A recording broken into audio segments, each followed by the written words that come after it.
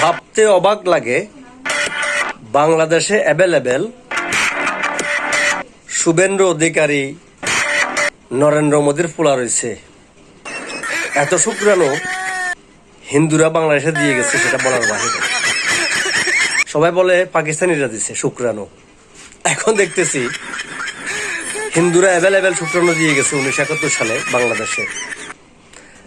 ভারতের বিরুদ্ধে কথা বললে যাদের গা জ্বলে তারা অবশ্যই নরেন্দ্র মোদী, শুভেন্দু অধিকারী সহ যত হিন্দু কুলাঙ্গার আছে সবগুলার ফোলা, যারা সন্তান এই বাংলাদেশে আছে, যারা ভারতের পক্ষে কথা বলে।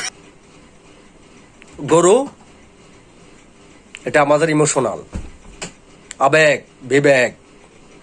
পবিত্র কোরআনে গরু, উট, দুম্বা, খাসি এগুলোকে মহান আল্লাহ জায়েজ করেছেন। সেই গরুকে হিন্দু কুলাঙ্গারের বাচ্চারা মা ডাকে। মানে কি একটা অবস্থা জানেন, যার কোনো ভিত্তি নেই।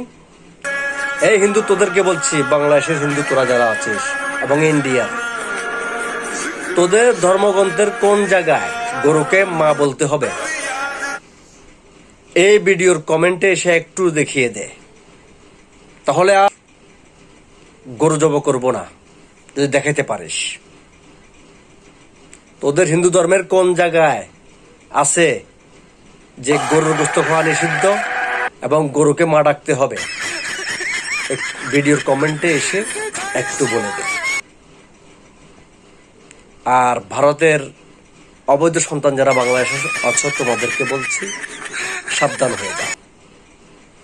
বর্তমানে ভারতের হিন্দুরা মুসলমানদের পক্ষে অবস্থান নিয়েছে এবং কোরবানি ঈদের পক্ষে অবস্থান নিয়েছে। কোরবানি ঈদ যেন ভারতের ধুমধাম করে চালু হয়, প্রচুর পরিমাণ গরু যেন বিক্রি হয়, সেজন্য হিন্দুরা এখন মিছিল করতেছে। দেখো তার ফটো। সো হিন্দুরা সাবধান হয়ে যাও, সাবধান করে দিচ্ছি। বেশি বাড়াবাড়ি করা ভালো না। আল্লাহ হাফেজ।